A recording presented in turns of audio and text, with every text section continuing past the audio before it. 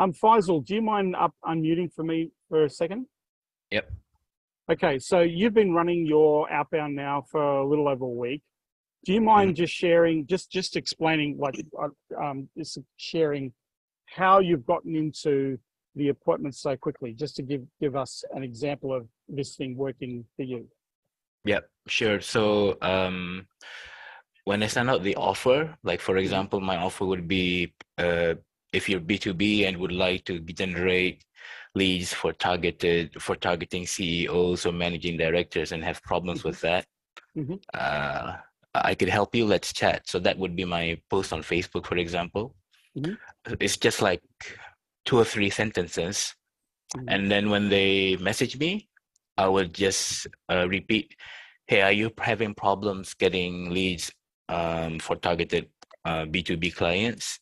And then they would say, yeah. And then my tic tac would be, if I would share 2 or 3 ideas how you could do that on a 10-minute call, would you have time for that? And then they would say yes. And then I just give them my link. And then 90% of them would book an appointment. And during the so it really is a 10-minute quick chat call. So during that 10-minute call, I would ask them the questions that you mentioned in today's session, which is, what problems are you having? What are you trying to focus on? What's your plan for this year? Stuff like that. And then they would say it, and then basically it's just what you said just now. There's no difference. So I would just say, hey, how about we get on a longer call, maybe 75 minutes, so we can plan this out and step by step, and so you can get a clearer picture. And then they would say, okay, that sounds good. And then I would say, if you were to implement this, would you have budget?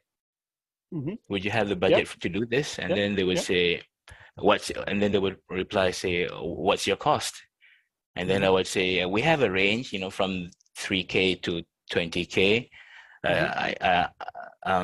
And it's just like a doctor. I can't diagnose right now. But when we are on the call, I could probably give you a bigger picture, a more clearer picture of the cost.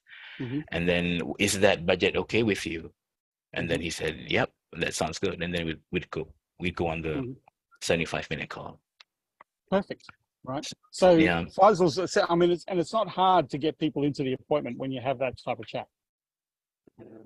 It's a good question. It's probably the teach what you know tactic really works. Because of the conversation, after sharing 2 or 3 ideas, I think what happens is they kind of trust you in a way, and that you're not really selling them something, and you're just giving them useful information.